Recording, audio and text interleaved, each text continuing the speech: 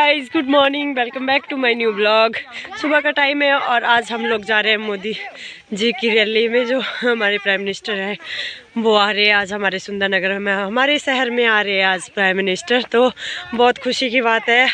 और मेरे साथ मेरे वार्ड के बहुत सारे लोग जा रहे हैं आज, मतलब सारे लोग जा रहे हैं, जिनको भी बोला था वो सब जा रहे हैं आज। और देखिए पीछे इतने सारे लोग आ चुके हैं, बाकी अभी आने वाले हैं जो रोड में मिलेंगे हमें, मेन रोड में। तो अभी थोड़ी देर में बताती हूँ बस में कितने आदमी हो जाएंगे यहाँ से। मिलते हैं आगे ब्लॉग में, लास्ट तक जरूर देखना। और आज विचार भी सुनना पीएम सर के। बाय दिव्यांश। अभी दिव्यांश नीचे से बाय कर रहा है घर से। पर खाली वाली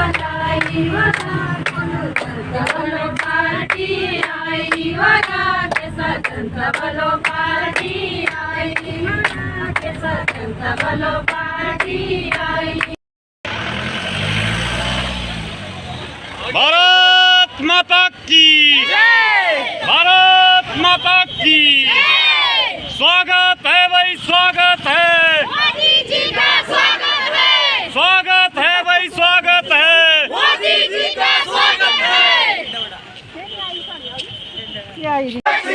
कमाल जी को जय श्री राम, जय श्री राम, जय श्री राम। एक बार भाजपा, बार बार भाजपा।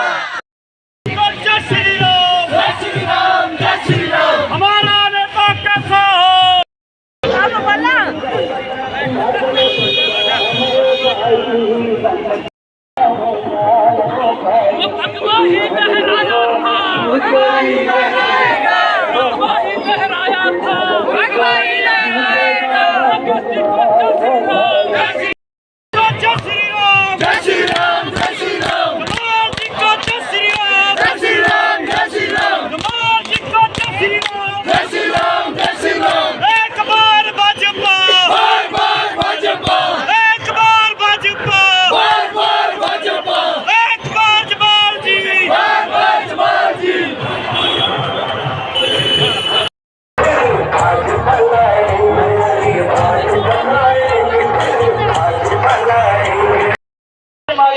अपनी ओर से, पार्टी की ओर से और आप सभी जन समुदाय की ओर से हार्दिक अभिनंदन करता हूँ, हार्दिक स्वागत करता हूँ।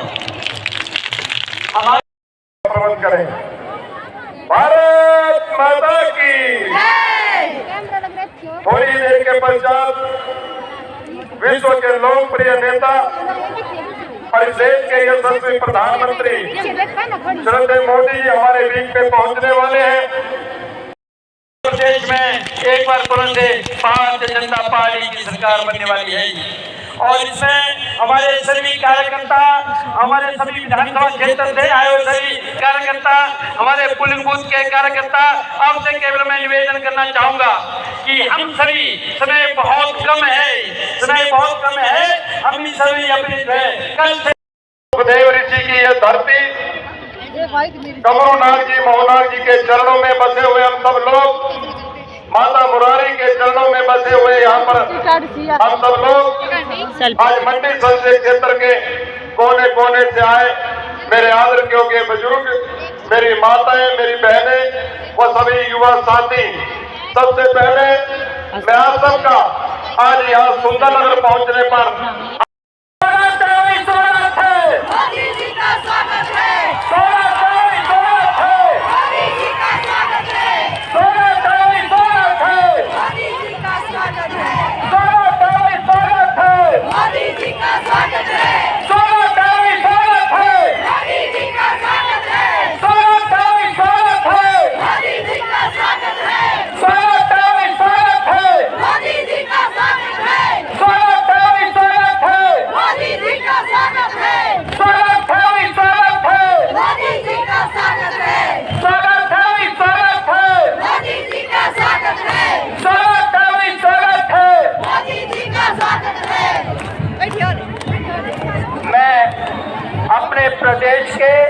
यशस्वी मुख्यमंत्री आदरणीय जयराम ठाकुर जी से निवेदन करता हूं, अपने देश के यशस्वी प्रधानमंत्री आदरणीय नरेंद्र मोदी जी को टोपी, शॉल और अपने मंडी क्षेत्र की देव प्रतिमा भेंट करके उनका सम्मान करें।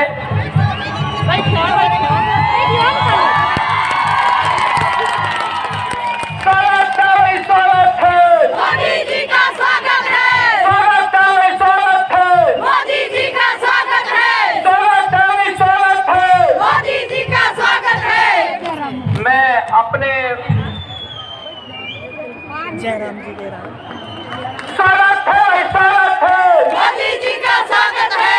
मोदी जी का जय श्री राम। जय श्री राम, जय श्री राम। मैं मंच पर उपस्थित सभी वरिष्ठ नेताओं से निवेदन करता हूं कि माल्यार्पण करके आदरणीय मोदी जी का एक बार फिर से हार्दिक अभिनंदन करें, स्वागत करें। स्वागत है।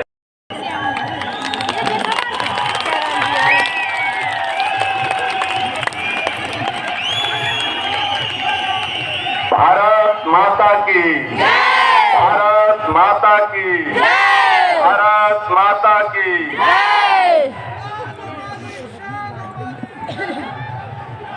महान भारत के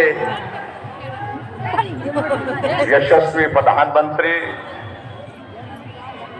आदरणीय श्री नरेंद्र मोदी जी, मंच पर उपस्थित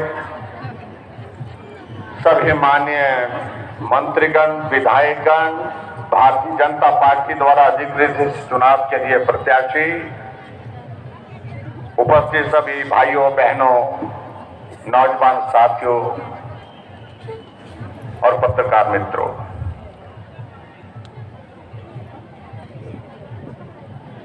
मैं देश के यशस्वी प्रधानमंत्री नरेंद्र भाई मोदी जी का देवभूमि और वीर भूमि हिमाचल प्रदेश में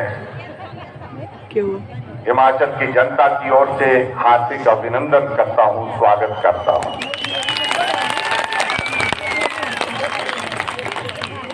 यह हम सबका सौभाग्य है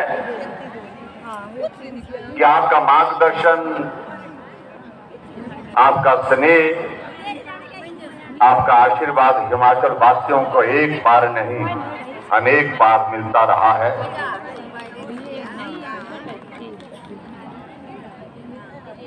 और आज अगर हम इस सुंदर नगर के इस मैदान में यहाँ पर एकत्रित हैं,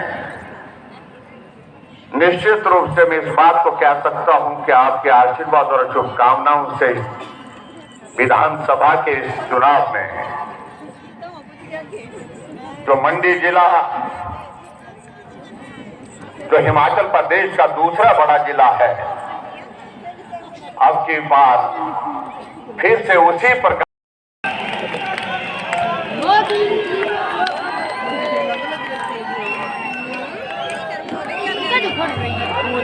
भारत माता की एक बार मोदी जी, बार मोदी जी, बार मोदी जी, मोदी जी। मोदी जी का स्वागत है, स्वागत है, स्वागत है, स्वागत है। मोदी जी का स्वागत है। भारत माता की, भारत माता की। हाटेश्वरी माता, शीतला माता,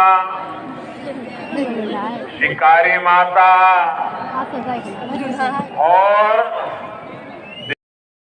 देवी देवताओं आगे मैं अपना माथा टेकूं। इस पवित्र देवभूमि में तुझे सभी लोगों मेरा प्रणाम। साथियों, मुझे कुछ दिन पहले ही मंडी आना था, लेकिन मौसम अचानक खराब हो गया था। बारिश इतनी तेज थी, लेकिन लोग मैदान में डटे हुए थे। तब मैंने हिमाचल की युवा शक्ति को, आपको वर्चुअली टेक्नोलॉजी के माध्यम से संबोधित किया था। लेकिन उसी समय मैंने मन में ठान लिया था, मैंने संकल्प लिया था कि जब भी हिमाचल में चुनावी रैलियां शुरू होगी, सबसे पहले मैं मंडी जाऊंगा और आप लोगों से क्षमा मांगूंगा। मंडी के लोगों ने, हिमाचल के लोगों ने इतना कष्ट उठाया, मैं पहुंच नहीं पाया। उसकी पीड़ा मेरे मन में हमेशा रहेगी। लेकिन आज मुझे उतना ही अच्छा भी लग रहा है, क्योंकि आज हिमाचल की मेरी पहली सभा मंडी से ही हो रही है, सुंदरनगर में हो रही है।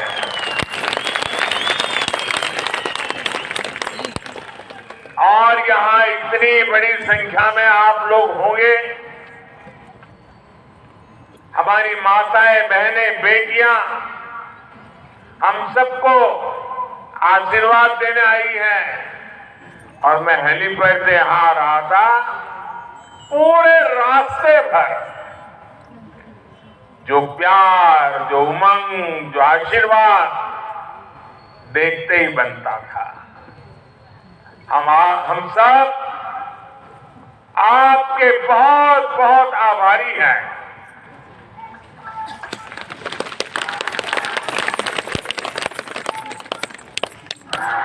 साथियों, ये दो देवभूमि से मेरा नाता इतना निकट रहा है कि आज सुंदरनगर में भी मैं पहले भी बहुत बार आना होता था। मैंने निहरी की चढ़ाई भी चढ़ी है और सराय, कुल्लू, किन्नौर, चंबा और कांगड़ा के दुर्गम क्षेत्र भी पैदल नापे हैं। यहाँ के रास्ते, ये सुंदरनगर की इतनी सुंदर बीबीएमबी झील, उसे कोई कैसे भूल सकता है। और जब मैं मंडी शहर की और फिर यहां से जब जाता था, तो अक्सर यहाँ रास्ते में चाय पीना, यहाँ की दुकानों से लोगों से गप्पे मारना, ये मेरा एक प्रकार से क्रम बन गया था। तब न मैंने सोचा था कि एक दिन हिमाचल प्रदेश की देश की सेवा का मौका मिलेगा, आप सबके आशीर्वाद से मिलेगा। और सुंदरनगर के मेरे पुराने सभी साथी, उनको भी वो पुरानी बातें याद करते होंगे तो आश्चर्य होता होगा। हम लोग घंटों घंटों गप्पे लड़ाया करते थे, हंसी मजाक किया करते थे। हमारे ठाकुर गंगा सिंह जी, हमारे दिलेराम जी, हमारे दामोदर दास जी, ऐसे अनेक संयोगों में भी मैंने बहुत कुछ सीखा। मुझे कुछ समय पहले ही यहाँ सुंदरनगर के होनहार सपूत बॉक्सर आशीष चौधरी से भी याद है, उनसे बातचीत करने का मौका मिला था। टोक्यो ओलंपिक जाने से पहले जब वो स्पेन में ट्रेनिंग ले रहे थे, तब मेरी उनसे बात हुई थी। पिता की मृत्यु के बाद जिस तरह का हौसला भाई आशीष ने दिखाया, वो सब लोग नहीं दिखा पाते। सुंदर नगर के लोगों की यही बात पूरे हिमाचल की पहचान है। ये पहाड़ी लोगों की पहचान है। श्याम शरण नेगी जी के दुखद निधन की भी खबर मिली। 106 वर्षीय नेगी जी ने अपने जीवन में 30 से ज्यादा बार मतदान किया था। इतना ही नहीं, अभी 2 दिन पहले 2 नवंबर को ही ये जो विधानसभा चुनाव हो रहे हैं उसके लिए भी उन्होंने पोस्टल बैलेट के माध्यम से वोट दिया था। जाने से पहले भी उन्होंने मतदान करके अपना कर्तव्य निभाया। ये बात हर देशवासी को, खास करके मेरे युवा मतदाताओं को, हर नागरिक को सदा सर्वदा प्रेरित करती रहेगी। मैं बहुत ही भावुक मन से परम आदरणीय श्याम शरण नेगी जी को सर झुका करके श्रद्धांजलि देता हूं। उनके परिजनों के प्रति अपनी संवेदनाएं व्यक्त करता हूं। साथियों, इस बार का हिमाचल चुनाव बहुत खास है। खास इसलिए क्योंकि इस बार 12 नवंबर को जो वोट पड़ेंगे वो वोट सिर्फ आने वाले 5 वर्ष के लिए नहीं है। इस बार 12 नवंबर को पड़ने वाला एक वोट हिमाचल के अगले 25 साल की विकास यात्रा तय करेगा।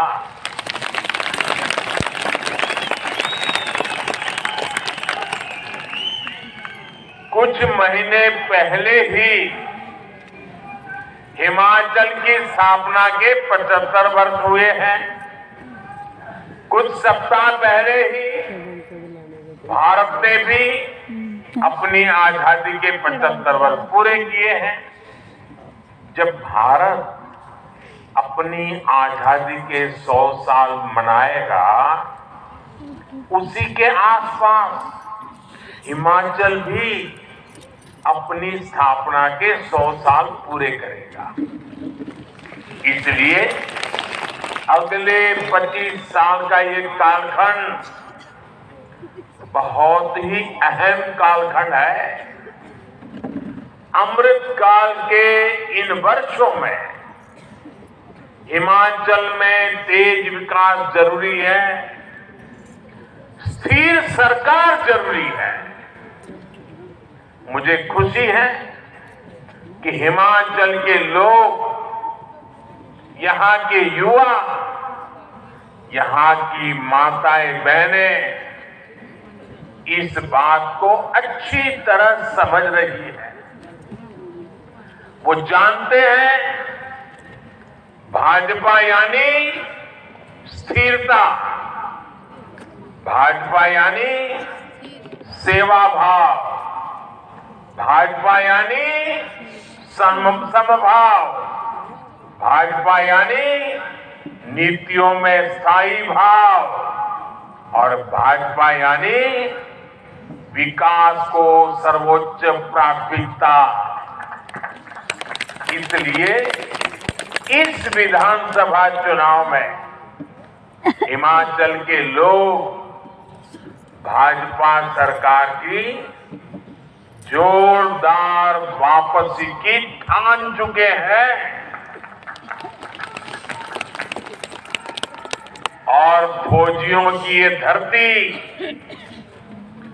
वीर माताओं की ये धरती जब कुछ संकल्प ले लेती है तो उसे सिद्ध करके ही दिखाती है। भाइयों और बहनों, आजादी के बाद कांग्रेस ने बहुत लंबे समय तक हिमाचल प्रदेश पर शासन किया है। कांग्रेस के लिए सरकार में आना, सरकार में रहना राजपाट चलाने जैसा ही रहा है। हिमाचल में पहाड़ी राज्यों में तो कांग्रेस दशकों तक तरसाओ, लटकाओ, भटकाओ, यही उनकी रीति थी, यही उनकी नीति थी। कांग्रेस ने हमेशा यही सोचा कि इतना छोटा राज्य, 3-4 सांसद आते हैं, देश की राजनीति में क्या फर्क पड़ता है? इतने छोटे राज्य की हैसियत क्या है?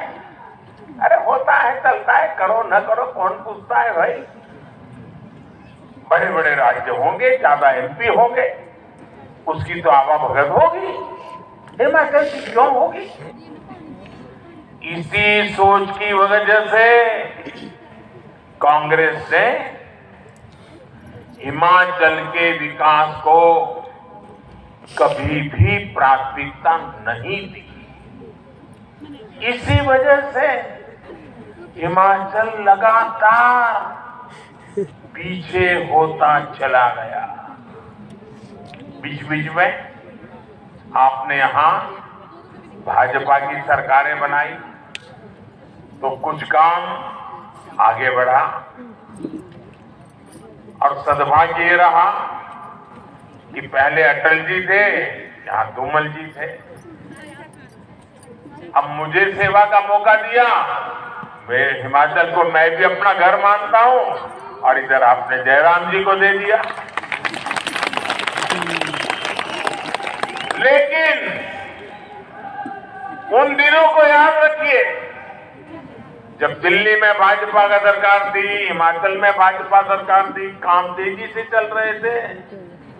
लेकिन जैसा ही 5 इसके 5 उसके 5 इसके 5 उसके ये वाले चक्कर में पड़ गए, और जैसे ही कांग्रेस वाले वापिस आए, सारे काम ठप कर दिए, वो अपनी कटकी ढूंढने में लग गए। इस वजह से हिमाचल विकास की ऊंचाई पर नहीं पहुंच पाया, जिस पर पहुंचने का हिमाचल का हक था, हिमाचल के लोगों की आवश्यकता थी। साथियों, मैं आपसे एक चीज जानना चाहता हूं। जरा आप सोचिए, अपनी रोजमर्रा की जिंदगी के अनुभव से सोचिए। अगर घर में कोई बीमार होता है और फिर किसी एक अच्छे डॉक्टर से दवाई लेता है, लेकिन हफ्ते भर दवाई लेता है, फिर कोई आ जाता है, अरे रे रे ये अंग्रेजी दवाई क्यों लेते हो, आयुर्वेद ले लो।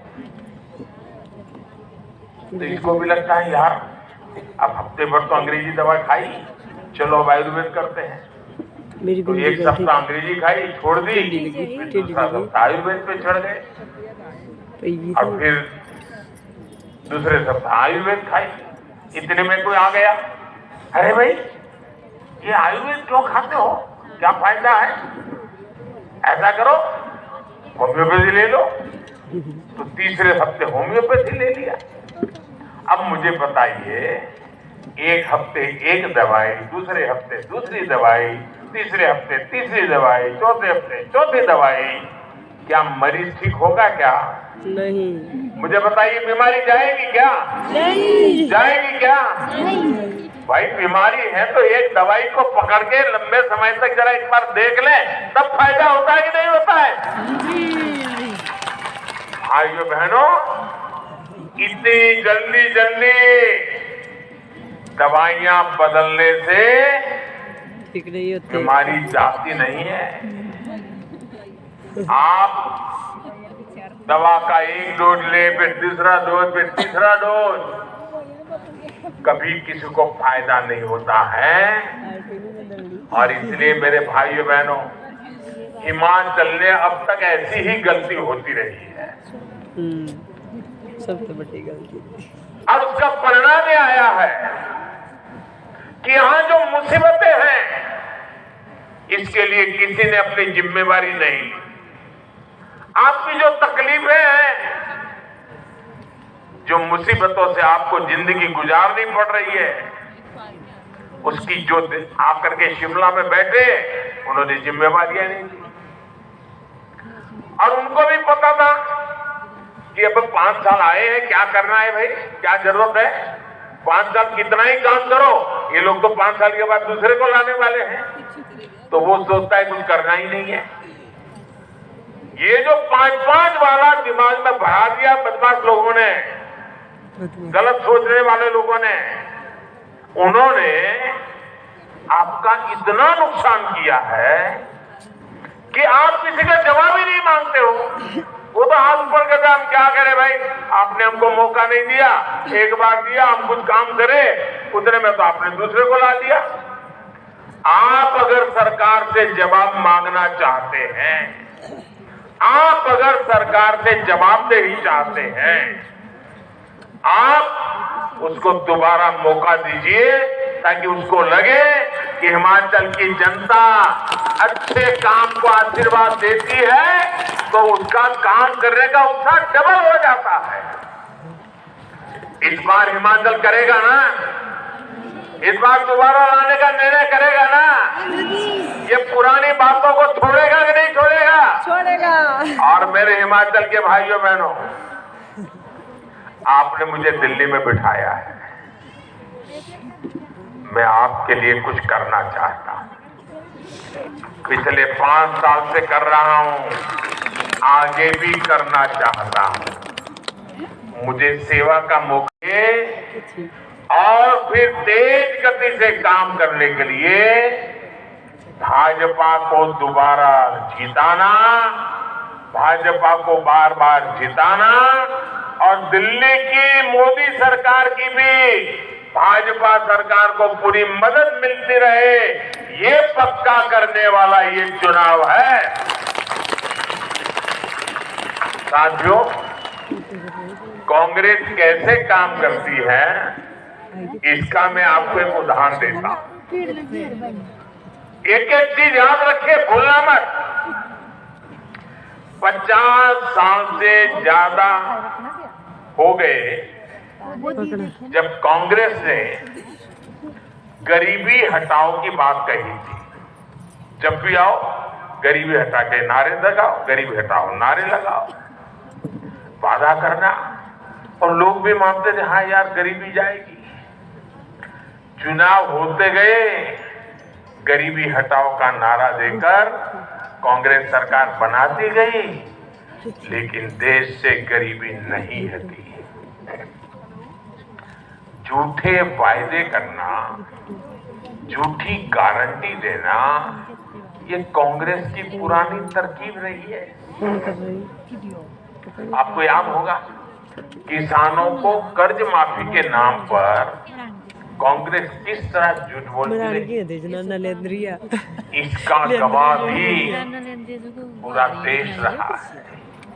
कांग्रेस की सच्चाई ये है कि 2012 में जिस घोषणा पत्र पर वो चुनाव जीते, मैं आज से 10 साल पहले की बात कर रहा हूं, उसमें आप निकाल करके देख लीजिए, 2012 में उनके जो वादे किए थे, जो उनके घोषणा पत्र में लिखा था, एक भी काम उन्होंने 2012 से 17 आपने उनको सर आंखों पर बिठाया, आपका एक भी काम उन्होंने किया नहीं, खोल करके देखा नहीं घोषणा पत्र उन्होंने।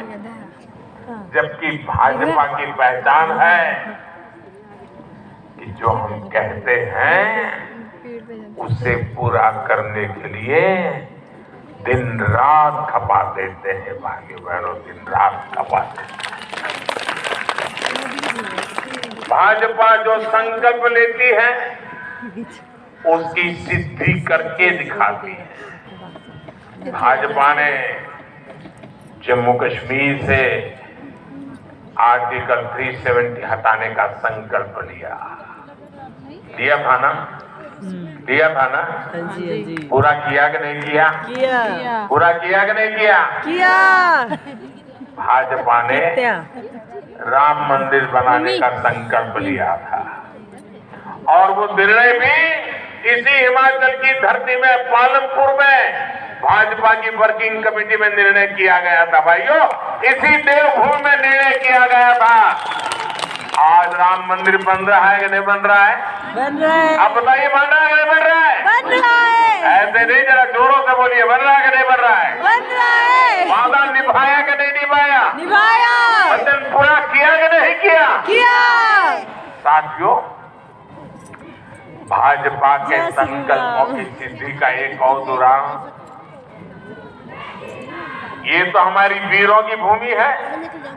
हर परिवार फौजी परिवार है, हर घर हिंदुस्तान के सुरक्षा का किला है। अब देखिए, वन रैंक वन पेंशन एक ऐसा उदाहरण है, वो कांग्रेस को जानने समझने के लिए काफी है। कांग्रेस 40 साल से देश के फौजियों को हर चुनाव में वादा करती थी। आपके हिमाचल के मेरे फौजी परिवार पर आप याद होगा, हर बार वादा करते थे वन रैंक वन पेंशन बता जाएगा, चुनाव जिता दो, आ जाएगा चुनाव। कितनी ही सरकारें बनी, कितने ही प्रधानमंत्री आए, कितनी बार वादे करके गए, लेकिन इतने वर्षों तक केंद्र में कांग्रेस की सरकार रहने के बावजूद भी वे कभी भी वन रैंक वन पेंशन को लागू नहीं किया। और दिखावे के लिए बजट में मामूली 100, 200, 300 करोड़ रुपए डाल देते जो लिख देते थे, लेकिन इससे होना नहीं था। ये आंख में धूल झोंकने की उनकी आदत, झूठे वादे करना, चुनाव जीतना फिर भूल जाना, यही उनका चरित्र। हिमाचल में हर बार वो झूठ बोलते रहे। देवभूमि में झूठ बोला है, देश की वीर माताओं के सामने झूठ बोला, देश के वीर जवानों के सामने झूठ बोला। भाइयों बहनों, मैं हिमाचल में आया था 2014 में, चुनाव में आपके वोट मांगने के लिए आया था, और मैंने हिमाचल में आकर के मैं कहा था, मैं जानता हूं मामला बहुत बड़े धन का है, धन खर्च करना पड़ेगा, तिजोरी खाली करनी पड़ेगी, लेकिन ये वादा मैं पूरा करूंगा। भाइयों बहनों, वन रैंक वन पेंशन का वादा हमने पूरा किया कि नहीं किया? किया कि नहीं किया? वादा 40 साल तक उन्होंने किया था, नहीं पूरा किया। हमने वादा किया, 5 साल के भीतर पूरा कर दिया था। भाई, जुबान की कीमत होती है, और लोकतंत्र में भारतीय जनता पार्टी की जुबान जनता जनार्दन को समर्पित होती है, जनता जनार्दन के लिए संकल्पित होती है। भाई, वन रैंक वन पेंशन लागू होने की वजह से हमारे रिटायर्ड फौजी साथियों की जेब में, उनके परिवार के पास पहले जो पेंशन जाता था उससे अतिरिक्त और 60,000 करोड़ रुपया मेरे इन फौजी परिवारों के जेब में गए। भाई, 60,000 करोड़ रुपया बहुत बड़ी अमाउंट होती है। आप ध्यान दीजिए साथियों, क्या कांग्रेस सरकार होती तो ये 60,000 करोड़ रुपया मेरे फौजी परिवारों के घर में आते क्या? नहीं। फौजी परिवारों के विधवाओं के घर में जाते क्या? नहीं। भाइयों बहनों, कांग्रेस की सरकार होती तो आज भी वन रैंक वन पेंशन के नाम पर आप लोगों को ठगती रहती। साथियों, उनके वादे कभी सही नहीं निकले, इस चुनाव में भी वादे करने में पीछे नहीं हटेंगे, उन पे भरोसा मत करना। कांग्रेस का एक और इतिहास, तिजोरी भरना चाहती थी, इस वजह से हमेशा हथियार खरीदने में देरी की। इसका नुकसान किसे हुआ? इसका सबसे बड़ा नुकसान हुआ हिमाचल की उस वीर माताओं को जिसने अपना बेटा मातृभूमि की रक्षा के लिए बॉर्डर पर लड़ने के लिए भेजा था। इसका सबसे बड़ा नुकसान हमारे हिमाचल की बहन बेटियों को हुआ। उन बहनों ने जिसने अपना भाई दुश्मन से मोर्चा लेने के लिए सीमा पर भेजा था, इसका नुकसान हिमाचल के हजारों महिलाओं ने उठाया, हजारों बच्चों ने उठाया। हथियारों में दलाली कांग्रेस ने कितनी ही जिंदगियों के साथ खिलवाड़ किया। मैं हिमाचल की किसी माता बहन बेटी के साथ ये अन्याय नहीं होने दूंगा। इसलिए आज भारत आत्मनिर्भर होने का अभियान चला रहा है, अपने हथियार खुद बनाने पर जोर दे रहा है। साथियों, कांग्रेस देश की रक्षा की ही नहीं बल्कि देश के विकास की भी हमेशा से विरोधी रही है। गुजरात में इतने साल मुख्यमंत्री रहते हुए मैंने इसे खुद महसूस जब 2014 में आपने मुझे सेवा का अवसर दिया तो मैं चाहता था कि हिमाचल में विकास की योजना तेजी से आगे बढ़े। मैं 2014 की बात कर रहा हूं। जब मैं दिल्ली में बैठा तो हिमाचल के साथ मेरा लगाव रहा था, हिमाचल ने मुझे बहुत प्यार दिया था, तो मुझे स्वाभाविक बैठते ही हिमाचल याद आना बहुत स्वाभाविक था। लेकिन भाइयों बहनों, उस समय यहाँ कांग्रेस की सरकार थी और मुझे आज भी याद है केंद्र सरकार की अनेकों योजनाओं को कैसे यहाँ की कांग्रेस सरकार ने लागू नहीं होने दिया, अड़ंगे डाले, रुकावटें डाली। उनके दिमाग में तो यही नशा था कि मोदी होता कौन है, ये दिल्ली सरकार होती कौन है, हमारी मर्जी क्या करे क्या ना करे, और मोदी की योजनाओं को लागू करेंगे तो ये हिमाचल के लोग तो मोदी को अपना नेता मानेंगे, हमें तो मानेंगे नहीं।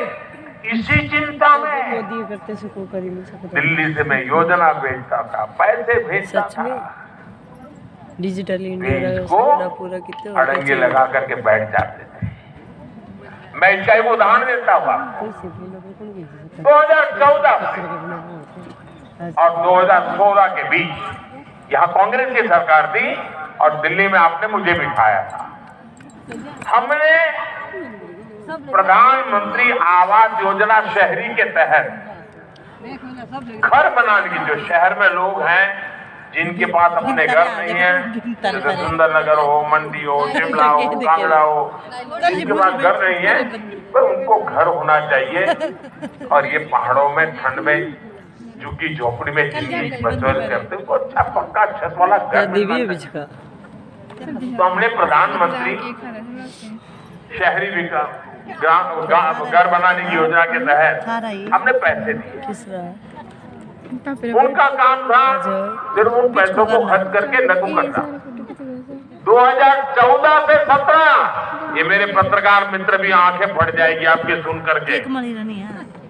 2014 से 17 इतनी बड़ी सरकार, इतना बड़ा मेरा हिमाचल, ये मेरी वीर भूमि, वीर माताएं, कितने घर बने होंगे।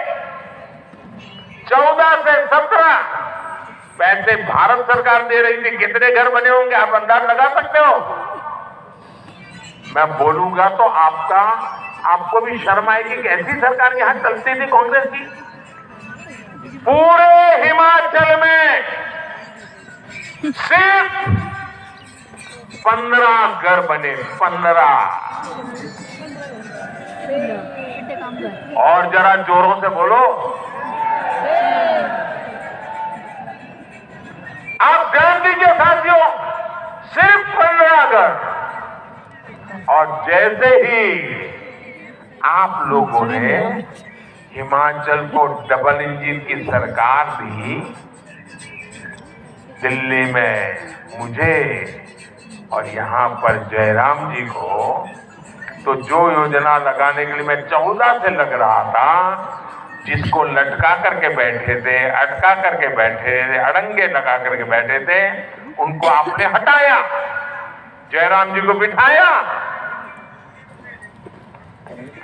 कहां 15 घर, और हमने 10,000 घरों पर काम शुरू कर दिया। कितने भाई, कितने घर? 10,000। कितने? 10,000। आता है मैंने जरा बोलते कितने? 10,000। उनके कितने थे? 15। उनके कितने थे? 15। हमने कितनों पर काम शुरू किया? 10,000। और मुझे आज संतोष से कहना है, जयराम जी और उनकी पूरी टीम को अभिनंदन करना है, इसमें से 8,000 से ज्यादा घर पूरे हो चुके हैं, और बाकी पर काम चल रहा है, वो भी कुछ समय में पूरे हो जाएंगे। कहां 15 घर वाली कांग्रेस की सरकार, और कहां 8,000 घरों को बनाने वाली डबल इंजन की सरकार। अब आप तय कीजिए कि आपको 15 घर बनाने वाली सरकार चाहिए कि 8,000 घर बनाने वाली सरकार चाहिए? 8,000। कौन सी सरकार चाहिए? 8,000। मेरे आपको करना है दोस्तों, मैं कह रहा हूं, इसलिए करो ये नहीं कहने आया हूं, मैं हिसाब दे करके कह रहा हूं कि हम आपके लिए काम करने वाले लोग हैं।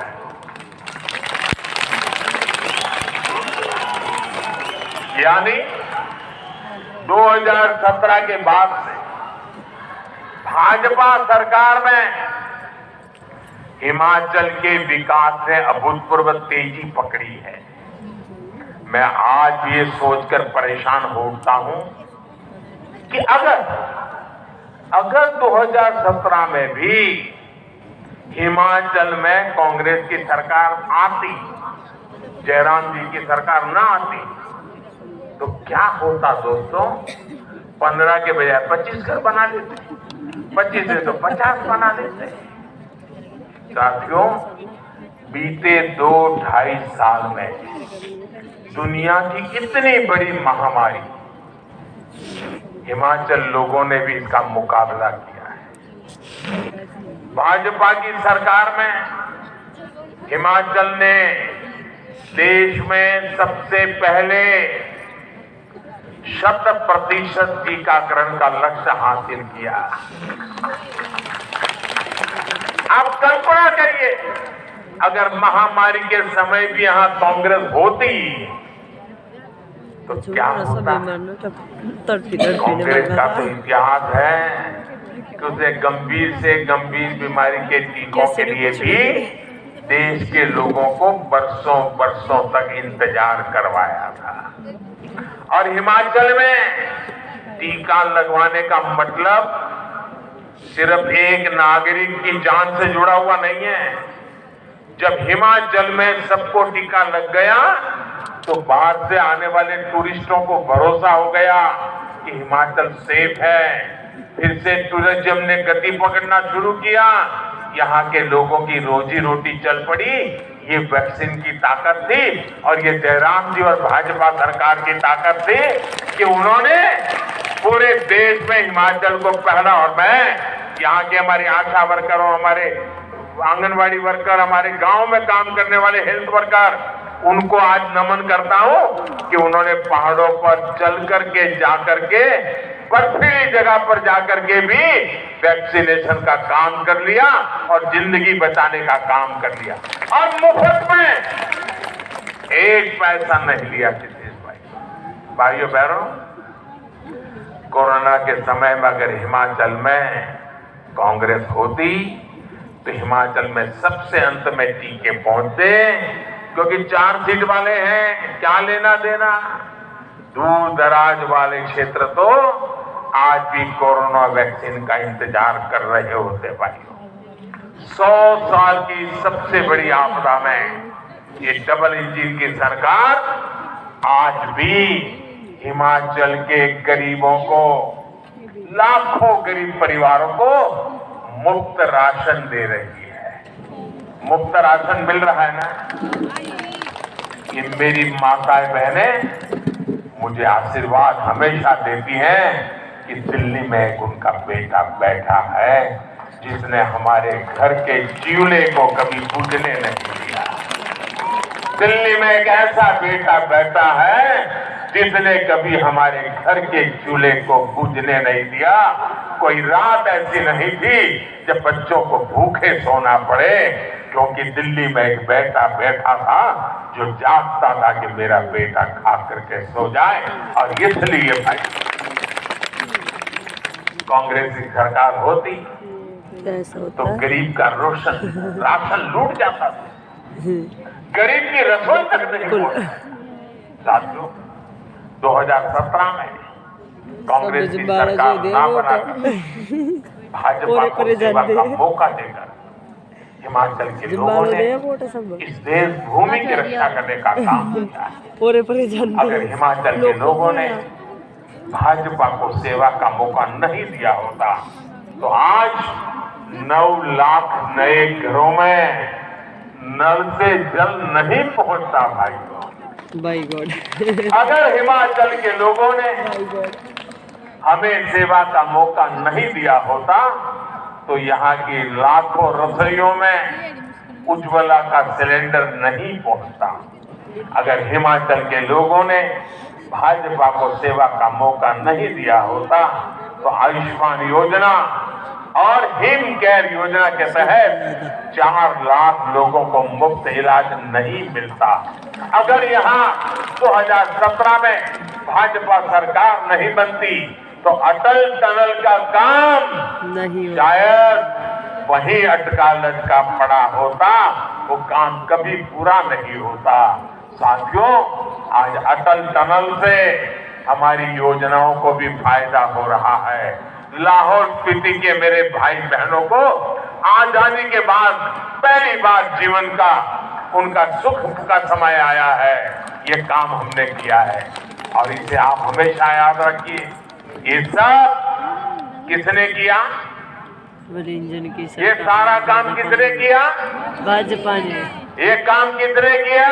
मोदी जी ने। ये काम की जरा जोर से बताइए किसने किया? मोदी जी ने। ये काम किसने किया? मोदी जी ने। आपका जवाब गलत है। भाजपा ने। आपका जवाब गलत है। भाजपा ने। ये मोदी जी ने नहीं किया है, ये जयराम जी ने नहीं किया है, ये तो आपके एक वोट ने किया है। ये आपके वोट की ताकत है, इसलिए हुआ। वोट सही जगह पर डाला तो इतने सारे काम किए। इस बार भी आपका वोट सही होगा, आगे भी इससे भी बढ़िया काम होंगे भाइयों बहनों। हिमाचल के लोगों का एक वोट आज हिमाचल में इंफ्रास्ट्रक्चर का काम तेजी से करा रहा है।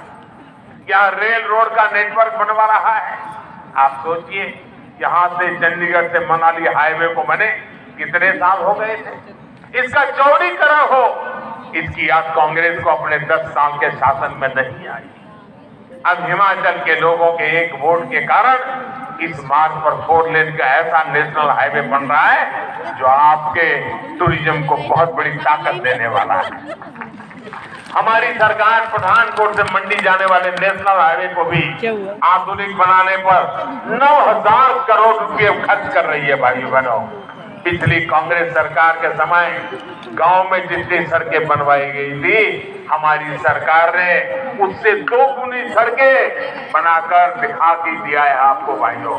डबल तेजी से काम, डबल इंजन की सरकार की पहचान है। 8 दिसंबर को नतीजे आने के बाद हिमाचल के विकास में और तेजी लाई जाएगी। भाजपा की सरकार ने आगे के रोड मैप पर काम करना शुरू कर दिया। हिमाचल के बॉर्डर पर बने गांव में विकास के लिए वहां कनेक्टिविटी और टूरिज्म बढ़ाने के लिए वाइब्रेंट बॉर्डर विलेज योजना शुरू की जा चुकी है। हिमाचल में कनेक्टिविटी बढ़ाने के लिए रोपवे से प्रमुख स्थानों को जोड़ने के लिए हमने पर्वतमाला योजना चलाई जा शुरू की है। यहाँ डबल इंजन की सरकार की वापसी के बाद ऐसे विकास कार्यों में और तेजी लाई जाए।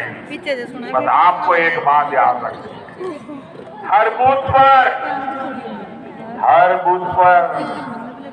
कमल का फूल ही भाजपा का उम्मीदवार है। याद रहेगा, हमारा उम्मीदवार सिर्फ कमल का फूल ही है। जहां कमल का फूल दिखे वो ही भाजपा का उम्मीदवार है। कमल के फूल पर पड़ा हर वोट मुझे ताकत देगा, हिमाचल के इस बेटे को दिल्ली में बड़ी ताकत देगा। मंडी को, कुल्लू को, रामपुर को, किन्नौर को, लाहौल स्पीति को ताकत देगा। मैं विशेष रूप से इतनी बड़ी तादाद में आई माताओं बहनों कहूंगा कि माताएं बहनें अधिक से अधिक संख्या में इस बार वोट करने के लिए लोगों को प्रेरित करें। आप भी ज्यादा से ज्यादा वोट करिए। महिलाओं के वोटिंग के सारे रिकॉर्ड तोड़ दीजिए भाइयों बहनों।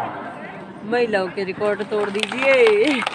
आपको जुलूस निकाल करके गीत गाते मतदान मथकों पर पहुंचना है। और जितनी भी बातें मैंने बताई है, एक काम करोगे? हाँ जी। मेरा एक काम करोगे? हाँ जी, हाँ जी। जरा जोर से बताओ तो पता चलेगा। हाँ जी। करोगे? हाँ जी। घर घर जाओगे? हाँ जी। मेरी बात लोगों को बताओगे? हाँ जी। जो मैं कह के रहा हूँ समझाओगे? हाँ जी। और जहाँ भी जिस घर में जाएंगे ना, तो मेरी तरफ से एक बात कहना कि अपने मोदी जी आए थे मिलने के लिए। समय के कारण सबको तो नहीं मिल पाए, लेकिन मोदी जी ने आपको प्रणाम कहा है। इतना कह देंगे? इतना कह देंगे? कह देंगे भाइयों? बस मेरा प्रणाम पहुंचा दीजिए। हम मिलकर हिमाचल को आगे बढ़ाएंगे, नया रिवाज बनाएंगे, भाजपा को वापस लाएंगे। मेरे साथ जोर से बोलिए, भारत माता की जय! भारत माता की जय! भारत माता की जय! जो उम्मीदवार है उनसे मेरी प्रार्थना है, जरा आगे आ जाए। उम्मीदवार जो है, उम्मीदवार है वो जरा आगे आ जाए। मैं जरा आपके बीच में आता हूँ।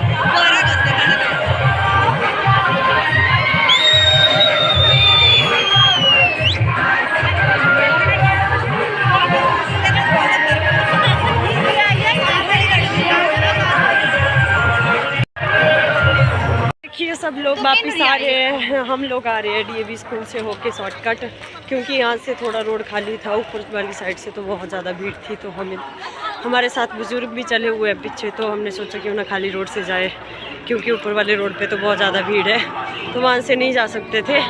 तो अभी तब करके हम इस रोड से आ रहे हैं। लेकिन हमारी स्कूल को आपने आगे बढ़ाना है।